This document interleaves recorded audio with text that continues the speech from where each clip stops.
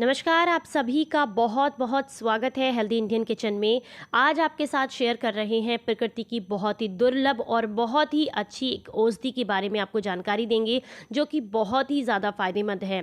अगर आप परेशान रहते हैं पेट के कीड़ों से, डायबिटीज़ से, बवासीर से, शरीर की सूजन से, मानसिक रोगों से, या फिर आप जो है बहुत ज़्यादा परेशान हैं पथरी की समस्या से, बुखार बहुत लंबे समय से आता है, अल्सर की दिक्कत है, या फिर आपको जो है पेट में कब्जियत वगैरह बहुत रहती है, आंतों में गंदगी से परेशान है, आंतों में जो है गंदगी से बहुत ज़्यादा दिक्कत होती है, पेट साफ़ नहीं होता है, या फिर अपच की दिक्कत रहती है, जोड़ों में दर्द की दिक्कत है, तो उसके लिए आज आपके साथ एक बहुत ही अद्भुत औषधि को शेयर कर रही हैं। वीडियो पसंद आए तो लाइक कीजिएगा, चैनल को सब्सक्राइब कीजिएगा। सामने आप देख सकते हैं, यहाँ पर मैं आपको दिखा रही हूँ ये बहुत ही अद्भुत सी जड़ी बूटी। ये जो है हमारे यहाँ बहुत आसानी से हो जाती है। वैसे है मुख्यतः ये जो है राजस्थान में देखने के लिए मिलती है, ऐसी जगह जहाँ पर पानी कम होता है और जो जगह जो है रेतीली होती है और अक्सर वहाँ पर खेती नहीं की जाती, तो ये अपने आप ही उग आती है वहाँ पर। ऐसी औषधि है ये। तो ये हमारे यहाँ भी ऐसी ही जगह पर उगी है। हमारे यहाँ बहुत बड़ा इलाका है ये जो भूड़ का, जहाँ पर खेती नहीं की जाती, ऊंचे ऊंचे पहाड़ हैं, तो ये वहाँ पर बहुत आसानी से उगती है और बहुत ज़्यादा मात्रा में उगती है। इसे आम भाषा में हम लोग नागफनी कहते हैं। वैसे इसका नाम जो है आयुर्वेदिक दृष्टि में वो है थूहर। इसे छोटी दूधी भी कहा जाता है। शरीर के लिए बेहद फ़ायदेमंद होती है। अगर आप बात करें कि इसके क्या क्या फ़ायदे हैं, तो आगे वीडियो में आपको बताएंगे। सबसे पहले आप इसकी पहचान कर लीजिए। लेकिन इसकी प्रजातियां बहुत सारी होती हैं। कई जगह पर ये इस प्रजाति की मिलती है, कई बार जगह पर आपको थोड़ी चौड़ी प्रजाति की मिलती है, यानी कि इसका जो फण ऊपर की तरफ जा रहा है वो थोड़ा चौड़ा होता है। इसको दूधी भी कहते हैं और थुअर भी कहते हैं, नागफनी भी कहते हैं। तो इसके बहुत सारे नाम हो सकते हैं अलग अलग। अगर आपने इसे कहीं देखा है तो मुझे कमेंट बॉक्स में ज़रूर बताइएगा, और आपके यहाँ क्या कहते हैं ये भी मुझे ज़रूर बताइएगा। तो हम बात कर रहे हैं आज इसे, ये जो है झाड़ीनुमा होती है। आप देख सकते हैं कितनी ज़्यादा मात्रा में यहाँ पर लगी हुई है। ये लगभग 1 से 2 फुट ऊंची होती है, बड़ी वाली थुअर जो होती है, और जो छोटी वाली होती है वो ज़मीन पर ही फैलती रहती है। ये आप देख सकते हैं पतली पतली शाखाएं निकाल कर चारों तरफ फैलती रहती है। तो आपको दिखा रही हूँ, देखिए कितनी ज़्यादा मात्रा में यहाँ पर लगी हुई है। हमारे यहाँ ये जो ऐसी जगह है जहाँ पर खेती बिल्कुल नहीं की जाती, ऊंचे ऊंचे से पहाड़ हैं, तो यहाँ ये बहुत आसानी से हो जाती है और बहुत पहले से मैंने इसको देखा है। आप देख सकते हैं कितनी ज़्यादा मात्रा में है। अगर हम बात करें कि किन किन बीमारियों में आपके काम आती है, तो सबसे पहले काम आती है पेट के कीड़ों के लिए। अगर पेट में बहुत ज़्यादा कीड़े हो गए हैं और उनको ख़त्म करना चाहते हैं, या पेट में गंदगी है उसको साफ़ करना चाहते हैं, तो इसका जो चूर्ण होता है उसका इस्तेमाल किया जाता है पेट के कीड़ों को मारने के लिए। इसी के साथ साथ जिन लोगों को दांत, खाज, खुजली की समस्या बहुत ज़्यादा रहती है, या फिर एक्जिमा की प्रॉब्लम है, तो एक्जिमा के लिए बहुत ज़्यादा फायदेमंद होती है। इसके अंदर से जो रस निकलता है, इसे तोड़ने के बाद या इसे छेद कर भी रस निकाला जाता है, तो उसको लगाने से आपको दांत, खाज, खुजली में बहुत आराम मिलता है। अगर आप गंजेपन से परेशान हैं, तो इसके पंचांग के साथ कनेर के पत्ते और मिला लीजिए। उसे उस जगह पर लगाइए जहाँ पर आपके बाल बहुत ज़्यादा गिर गए हैं, या बाल जो है नहीं आ रहे हैं, या फिर बाल सफ़ेद हो गए हैं। तो ऐसे में बालों की जड़ों में अगर इसको लगाया जाता है, या उस जगह पर जहाँ पर बाल नहीं है, तो बाल दोबारा से उग आते हैं और गंजापन भी दूर हो जाता है।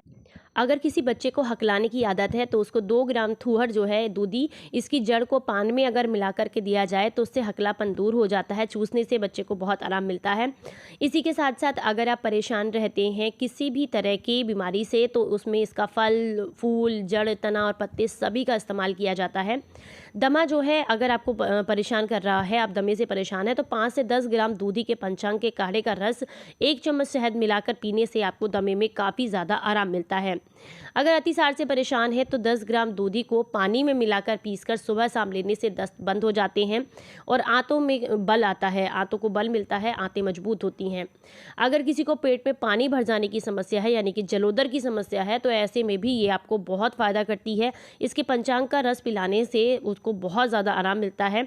पेट में भरा हुआ जो पानी होता है वो मल के रास्ते से बाहर निकल जाता है।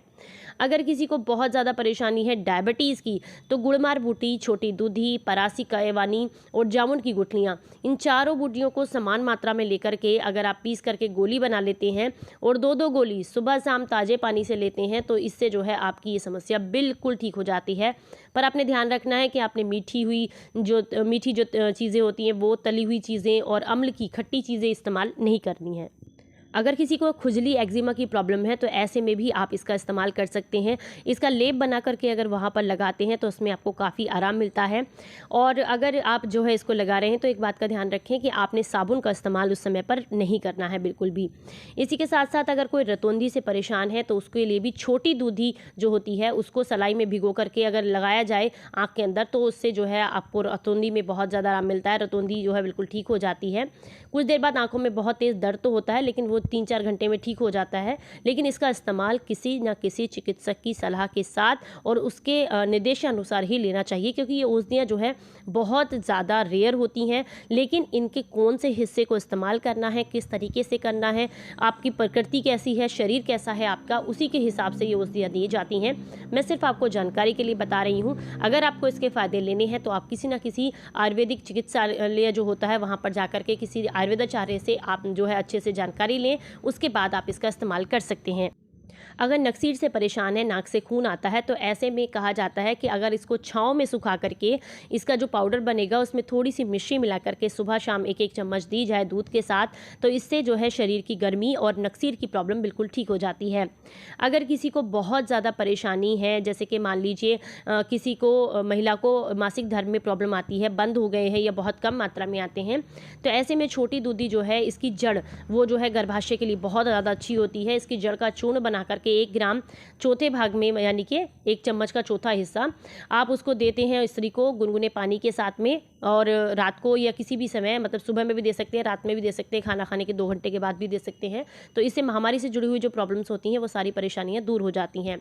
अगर किसी को पित्त बहुत ज़्यादा बढ़ता है तो उसे निकालने के लिए छोटी दूधी का जो रस होता है 10 से 20 बूंदें सुबह शाम दूध में मिलाकर लेने से आपकी ये समस्या बिल्कुल ठीक हो जाती है।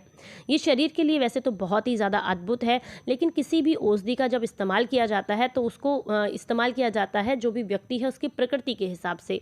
मान लीजिए किसी के शरीर में पित्त की प्रवृत्ति ज़्यादा है, किसी के में वात का रोग है, किसी के में कफ का रोग है, तो उसके हिसाब से ही उसको औषधि दी जाती है। वैसे तो ये औषधि जो है, ये जो जड़ी बूटी है, ये बड़े काम की है, बहुत ज़्यादा काम आती है कई सारी बीमारियों में। मतलब पेट से जुड़ी हुई बीमारियां हो, मानसिक बीमारियां हो, शरीर का रोग हो, वात का रोग हो, कफ का रोग हो, या फिर किसी भी तरह की परेशानी हो शरीर से जुड़ी हुई, उन सब में ये बहुत काम आती है।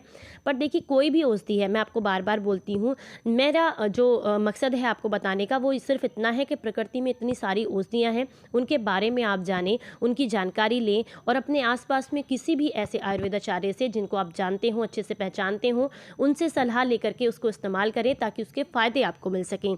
मेरा वीडियो बनाने का सिर्फ एक यही मतलब होता है कि आप प्रकृति से जुड़ें, किसी न किसी तरीके से आयुर्वेद से जुड़ें, क्योंकि हमारे आसपास ही इतनी सारी जड़ी बूटियां हैं जिनसे हम जो है अपनी हर बीमारी को ठीक कर सकते हैं।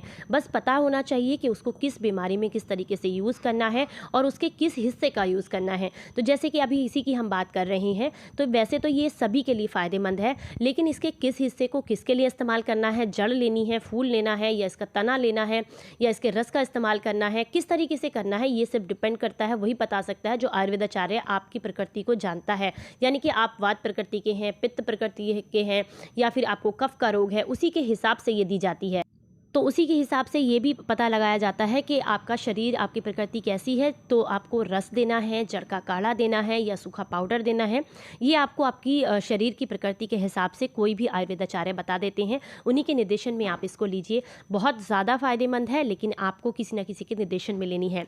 मेरा इस वीडियो को शेयर करने का सिर्फ इतना सा मकसद है कि हमारे आसपास जितनी भी जड़ी बूटियाँ हैं, आयुर्वेद से जुड़ी हुई जितनी भी चीज़ें हैं, उन सबको बढ़ावा मिले और सभी लोग इससे जुड़े, ताकि जो है इसको और भी ज़्यादा आगे तक हम ले जा सकें। अगर आपको आज की ये वीडियो अच्छी लगी है, वीडियो पसंद आई है, तो प्लीज़ सभी के साथ शेयर करें जानकारी को और आयुर्वेद से जुड़ें।